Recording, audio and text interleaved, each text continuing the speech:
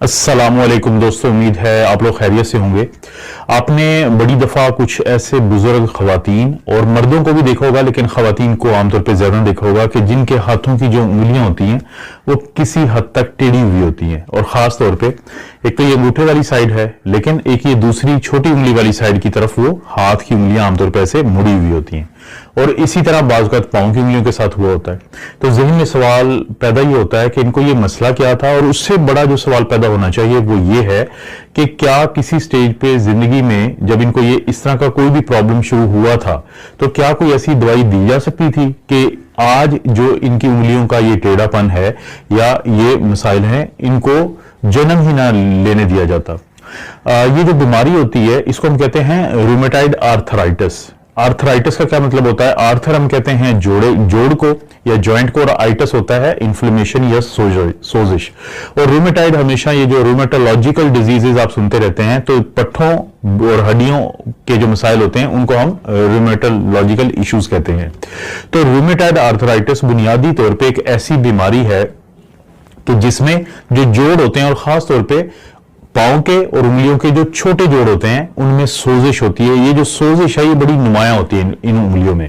उसमें कौन सी उंगलियां शामिल होती हैं? उसमें ये जो हाथों की उंगलियां होती हैं, ये उंगली का हिस्सा जिसको हम डिस्टल इंटरफ्लेंजियल जॉइंट कहते हैं, ये उंगली का हिस्सा जिसको हम प्रॉक्सिमल इंटरफ्लेंजियल जॉइंट कहते हैं, ये हिस्सा ये खासतौर पे इसको हम कहते हैं मेटाकार्पोफ्लेंजियल जॉइंट। और इसी तरह से फिर बाजुकात जो नी जॉइंट है यानी जो घुटना होता है, या रिस्ट है यानी कलाई है, इसी तरह से एल्बो है, कोहनी, और एंकल यानी टखना। तो ये मुख्तलिफ वो जोड़ हैं जो आमतौर पे इस बीमारी में रूमेटाइड आर्थराइटिस में वो मुतासर होते हैं। और इसमें जो वेट बेरिंग जॉइंट यानी जो घुटना है और नी है वो कम होते हैं, लेकिन जो छोटे जोड़ है और आमतौर पे दोनों हाथों पे होते हैं। ये जो मैंने बुजुर्ग खवातीन की बात की वो इसलिए की कि जो खवातीन है उनमें 3 गुना ज्यादा ये बीमारी उनके लिए उन पे असरअंदाज होती है बनिस्बत मर्दों के। वैसे तो इसकी कोई भी वजह हो सकती है, लेकिन सबसे बड़ी वजह जो है इसको जेनेटिक्स कहा जाता है कि जो जीन्स होते हैं उनके अंदर कोई ऐसी तब्दीली होती है कि जिसकी वजह से जब भी वो कोई माहौलियाती तब्दीली का सामना करती हैं खवातीन, तो उनके अंदर ये जो टूट फूट का अमल है, ये रूमेटाइड आर्थराइटिस है, ये शुरू हो जाता है। और इब्तिदा में अगरचे इन उंगलियों में दर्द होगा, इन जोड़ों में दर्द होगा सुबह को जब उठेंगी, या फिर अगर बहुत ज्यादा कोई काम काज किया या बहुत देर तक कुछ ना किया तो ये जो जोड़ होते हैं ये सख्त हो जाते हैं, ये स्टिफ हो जाते हैं, इनमें दर्द होता है। और जैसे जैसे वक्त गुजरता है, क्योंकि इसमें सोजिश इन्फ्लेमेशन हुई होती है, इसके अंदर एक साइनोवियल इन जॉइंट्स को हम कहते हैं आमतौर पे साइनोवियल जॉइंट्स। तो वो जो इसकी तय होती है, आर्टिकुलर कार्टिलेज होता है, वो भी टूट फूट का शिकार होती है और हड्डी भी टूट फूट का शिकार होती है। तो जिसकी वजह से फिर कुछ तब्दीलियां आती हैं। अगर इनको वक्त के ऊपर रूमेटाइड आर्थराइटिस का इलाज ना किया जाए तो फिर ये जो हड्डियां हैं इनकी शक्ल तब्दील हो जाती है। यानी जो मैंने आपको मिसाल दी थी, तो उसमें बाज लोगों की उंगली जो है वो इस तरीके से होगी और जिसको हम बोटेनियर डिफॉर्मिटी कहते हैं, और बाज में ऐसे होगी जिसको हम स्वान नेक डिफॉर्मिटी कहते हैं। ये थोड़ा सा टेक्निकल थोड़ी सी चीजें होती हैं, तो उनका भी मैं जिक्र नहीं करता कि एक्सटेंशन और फ्लेक्शन का। और इसी तरह से जो ये होता है कि जब आप छोटी उंगली की तरफ जो उंगलियां हैं वो मुड़ जाती हैं या हाथ मुड़ जाता है, तो इसको हम अल्नर डेविएशन कहते हैं। तो ये इन तब्दीलियों का आगाज इसलिए होता है कि जो हड्डियां हैं वो टूट फूट का शिकार हो जाती हैं, खासतौर पर हड्डियों के वो हिस्से जो मौजूद होते हैं इन जोड़ों के पास। रूमेटाइड आर्थराइटिस का जो तशखीस है वो बड़ी आसान है। 3 चीजें बहुत ज्यादा मदद करती हैं। एक बड़ा मशहूर है RA फैक्टर यानी रूमेटाइड आर्थराइटिस फैक्टर, जो कि एक एंटीबॉडीज होती हैं इम्यूनोग्लोबुलिन M की। तो उनकी अगर वो किसी में मुस्बत आती हैं तो फिर चांसेस होते हैं कि किसी को रूमेटाइड आर्थराइटिस हो सकता है। इसी तरह से एक एंटी-CCP यानी जो एंटीबॉडीज होती हैं टू साइक्लिक सिट्रुलिनेटेड पेप्टाइड, ये भी एक एंटीबॉडीज होती हैं। तो अगर ये पॉजिटिव आते हैं तो इसके बहुत ज्यादा चांसेस होते हैं उन लोगों में पॉजिटिव आने के कि जिनको रूमेटाइड आर्थराइटिस होता है। और इसी तरह से फिर जो एक्सरे हम करवाते हैं इन मरीजों का, तो एक्सरे में जो हड्डियों की टूट फूट है वो बड़ी नुमायां हद तक आती है। जोड़ों के पास जो हड्डी होती है उसका कालापन यानी डीमिनरलाइजेशन या हड्डियों का कमजोर होना या ऑस्टियोपोरोसिस होना, तो वो काफी ज्यादा नजर आ रहा होता है। तो इसी तरह से हमें हड्डियों के अंदर कुछ वो तब्दीलियां होंगी जो कि जिससे डॉक्टर को अंदाजा हो जाएगा कि कोई जो मर्द है या खसूसी तौर पर जो औरत है वो रूमेटॉइड आर्थराइटिस की शिकार हो चुकी है या हो रही है। जितना जल्दी हो इस बीमारी के तशखीस के बाद इलाज को शुरू कर देना चाहिए, क्योंकि जितना जल्दी इलाज शुरू करेंगे उतनी जल्दी इन्फ्लेमेशन पे काबू डाला जा सकता है। जितना जल्दी इन्फ्लेमेशन पे काबू डाला जा सकेगा उतने ज्यादा चांसेस होंगे कि ये जो टूट फूट का शिकार हो रही हैं हड्डियां, खासतौर पे हड्डियों का वो हिस्सा जो जोड़ के पास है या खुद जोड़ भी जिस टूट फूट का शिकार है, तो उनसे बचाया जा सकता है। ये बहुत अहम बात है, इसको समझना चाहिए। तशखीस अलामात आप बताएंगे डॉक्टर को, उसके अलावा वो आपका मुआयना करेंगे, आपके टेस्ट करवाएंगे। बाज लोगों को ये जो आपके बाजू को बाहर की साइड है, इधर थोड़ी गिल्टियां बनी होती हैं जिसको हम रूमेटॉइड नोड्यूल्स कहते हैं, और बाज औक़ात मरीजों को जो आंखों में रेडनेस आ जाती है, सुर्खी आ जाती है, जिसको हम स्क्लेराइटिस कहते हैं, एपिस्क्लेराइटिस कहते हैं, यूवियाइटिस कहते हैं, और बाज लोगों को आंखों के अंदर भी छोटी छोटी गिल्टियां या नोड्यूल्स बनते हैं। तो डॉक्टर आपका मुआयना करने के बाद, आपके ये टेस्ट करवाने के बाद जब एक दफा तशखीस कर लेते हैं तो रूमेटॉइड आर्थराइटिस में जो मेन दवाई क्या दी जाती है। अगरचे हमने देखा था कि ओस्टियोआर्थराइटिस में हम दर्दों की दवाइयां ज्यादा देते हैं, जिसको हम non steroidal anti inflammatory drugs कहते हैं, जिसमें शामिल है डाइक्लोफेनेक सोडियम, जिसमें शामिल है नेप्रोक्सेन, जिसमें शामिल है आइबुप्रोफेन। और इससे पहले भी अगर आप एनसेड नहीं देना चाहते तो दर्दों की जो आम दवाई होती है जिसको हम एनाल्जेसिक कहते हैं, जैसे कि पैरासीटामोल है, जो जिगर के मरीज हैं उनको हम मना करते हैं, या वो लोग जो बहुत ज्यादा खाते हैं पैरासीटामोल, हम उनको बताते हैं कि उनको जिगर का मसला बन सकता है। इसी तरह से जो एनसेड्स है वो उन लोगों को हम पहले ही खबरदार कर देते हैं कि ये जो मैदे के लिए और गुर्दों के लिए जो एनसेड्स होते हैं वो बहुत बेहतर नहीं होते। लेकिन ये दो दवाइयां दी जाती हैं जब दर्द बहुत ज्यादा हो। लेकिन रूमेटॉइड आर्थराइटिस का जो मेन ट्रीटमेंट है वो ये दो दवाइयां नहीं है। रूमेटॉइड आर्थराइटिस का जो मेन इलाज है उसको हम कहते हैं DMARDS।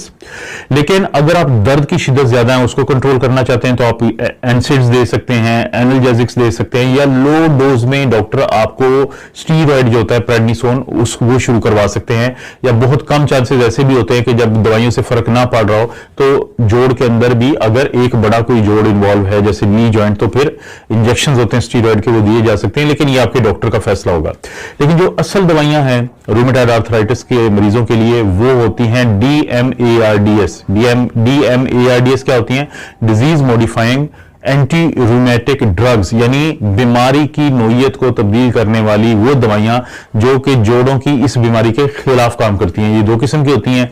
एक वो है जिनको हम सिंथेटिक DMARDS कहते हैं, कि जिनको हम खुद लेबोरेटरी में भी तैयार करते हैं, और एक होती हैं बायोलॉजिकल। जो सिंथेटिक है वो बहुत मशहूर हैं। अगर आपके घर में कोई भी रूमेटॉइड आर्थराइटिस का मरीज है तो आप इन दवाइयों के नाम से वाकिफ होंगे, जिसमें शामिल है बहुत मशहूर मेथोट्रेक्सेट की गोली। ये कभी भी 20 मिलीग्राम से ज्यादा नहीं देते, तो आमतौर पर आपका डॉक्टर 7.5 या 5 मिलीग्राम की गोली शुरू करवा के फिर उसको बढ़ाता है आपकी कैफियत को देखते हुए। और हर कुछ दिनों के बाद, महीनों के बाद, या हर 3 महीने के बाद आपका जो एक CBC का टेस्ट होता है, आपका जो जिगर का टेस्ट होता है, आपका जो अल्ट्रासाउंड होता है, तो वो करवा सकते हैं। और साथ ही आपको, क्योंकि मेथोट्रेक्सेट आमतौर पर तोड़फोड़ के अमल का भी बाइस बनती है सेल्स के, तो फिर फोलिक एसिड साथ दिया जाता है। तो मेथोट्रेक्सेट के अलावा जो है एक बड़ी मशहूर है सल्फासेलाजीन की दवाई होती है, तो वो भी डॉक्टर आपको दे सकते हैं या आपके प्यारे को दे सकते हैं जिसको रूमेटॉइड आर्थराइटिस का मसला है। इसी तरह से लेफ्लुनामाइड, ये भी इसी ग्रुप का हिस्सा है जिसको हम सिंथेटिक DMARDS कहते हैं। और इसी तरह से जो मलेरिया की दवाई है बड़ी मशहूर है जिसको हाइड्रोक्सीक्लोरोक्विन कहते हैं, तो वो भी किसी मखसूस डोज में डॉक्टर आपके मरीज को देगा इस मसले के लिए। और आखिर में जो ग्रुप आता है जो सिंथेटिक DMARDS में, उसको हम कहते हैं जैक इनहिबिटर, यानी जेनस काइनेज इनहिबिटर। तो ये जो बेसिकली ग्रुप है ये भी बहुत ज्यादा इस्तेमाल होता है, और खास तौर पे जो सिंथेटिक DMARDS के ग्रुप्स हैं इनमें से कोई भी दवाई जो है वो इस्तेमाल की जा सकती है। इसमें इरबीसिटिनिब है, और जो सिटिनिब ग्रुप होता है वो काफी ज्यादा जैक इनहिबिटर्स के तौर पे इस्तेमाल किया जाता है सिंथेटिक DMARDS में। उसके बाद हम आते हैं जो बायोलॉजिकल DMARDS या disease modifying anti rheumatic drugs होती हैं। तो ये जो बायोलॉजिकल है उसमें सबसे जो मशहूर ऑप्शन है वो है ट्यूमर नेक्रोसिस फैक्टर इनहिबिटर। तो इसमें एटानर्सेप्टेब है, इन्फ्लिक्सीमैब है, गोलीमुबैब है, सर्टोलिजुमैब है, इस तरह की मुख्तलिफ ये दवाइयां हैं। और आम तौर पे जो एक ट्रिपल कॉम्बिनेशन बड़ा मशहूर है। ट्रिपल कॉम्बिनेशन क्या होता है कि आपका जो रूमेटोलॉजिस्ट है, जो जोड़ों का स्पेशलिस्ट डॉक्टर होता है, वो मेथोट्रेक्सेट के साथ सल्फासेलाजिन और साथ हाइड्रोक्सी जो क्लोरोक्वीन है वो देते हैं। लेकिन फर्ज करें कि अगर मेथोट्रेक्सेट अकेली के साथ या जो पहला ग्रुप मैंने बताया था सिंथेटिक, उनके साथ किसी मरीज को फायदा ना हो, तो फिर आमतौर पर tumour necrosis factor alpha inhibitors जो है उनमें से कोई एक दवाई दी जाती है, क्योंकि बेसिकली ये भी जो सोजिश है, जो इन्फ्लेमेशन है, उसको कम करती हैं। जो बायोलॉजिक DMARDs में फिर एक जो दवाई है उसको एबेटासिप कहते हैं, और ये सारे जेनरिक हैं, ये ब्रांड नहीं है, ये आपके डॉक्टर ने डिसाइड करना है कि कौन सा ब्रांड आपको देना है। और इसी तरह से एक रिटुक्सीमैब है, ये जो होते हैं, ये जो इन्फ्लेमेशन की वजह बनते हैं बी सेल और टी सेल, तो उनको रोकते हैं, उनको इनहिबिट करते हैं। और इसी तरह से एक बड़ी मशहूर, जिसको कोरोना के दिनों में हमने बहुत ज्यादा सुना, जिस दवाई के बारे में, उसको हम कहते हैं टुसेलिजुमैब और सेरिलुमैब। तो टुसेलिजुमैब और सेरिलुमैब जो है ये इंटरल्यूकिन 6 जो होता है उसके रिसेप्टर को इनहिबिट करते हैं। इंटरल्यूकिन 6 है वो इन्फ्लेमेशन करता है, और क्योंकि इन्फ्लेमेशन बुनियाद है इसकी जो रूमेटॉइड आर्थराइटिस की, तो उनको भी बहुत ज्यादा फायदा होता है। तो ये दोस्तों दवाइयां हैं जिनमें से कोई भी एक दवाई या कोई भी कॉम्बिनेशन में दवाई आपका जो डॉक्टर है आपको या आपके मरीज को रूमेटॉइड आर्थराइटिस के लिए देगा।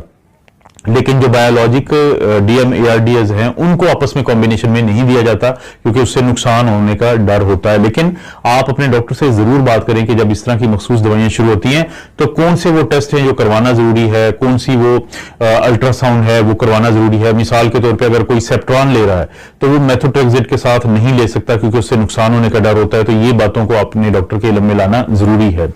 जो बीमारी की शिद्दत को जांचने के लिए आमतौर पर हम ESR करवाते हैं, CRP करवाते हैं, ये देखने के लिए कि हमारा इलाज किस हद तक कामयाब है और किस हद तक उसमें बेहतरी आ रही है। मैं इससे पहले ऑस्टियोआर्थराइटिस पे भी वीडियो बना चुका हूं और उस पर भी मैंने काफी हद तक डिटेल में बताने की कोशिश की थी। लेकिन ये जो रूमेटॉइड आर्थराइटिस है ये बहुत सारी खवातीन का मसला होता है। इसको वक्त पे तशखीस करना बहुत जरूरी है, क्योंकि जब आपके छोटे जो जोड़ हैं दोनों तरफ के वो सूजना शुरू हो जाए, उनमें दर्द शुरू हो जाए, उनमें रुकावट आए, आप सुबह उठते हैं और उसमें स्टिफनेस है, उसको खोलने में आपको मसला पेश आ रहा है, तो फिर आप अपने डॉक्टर से जरूर मशवरा करें। ये रूमेटॉइड आर्थराइटिस फैक्टर है, जो एंटी-CCP है, जब आप, और 20% ऐसे लोग होते हैं जिसमें एंटी न्यूक्लियर एंटीबॉडीज पॉजिटिव होती हैं, तो जब इस तरह के मखसूस टेस्ट करवाते हैं और साथ एक्सरे करवाते हैं और उसका तशखीस हो जाए, तो वक्त पे इलाज शुरू करवाना इंतहाई जरूरी है, क्योंकि उससे मरीजों को बहुत ज्यादा फायदा हो जाएगा। दोस्तों, आप अपना और अपनी फैमिली का ख्याल रखें। अल्लाह ताला आपको और आपकी फैमिली को हर किस्म की बुराई, बीमारी और आजमाइश से महफूज रखे।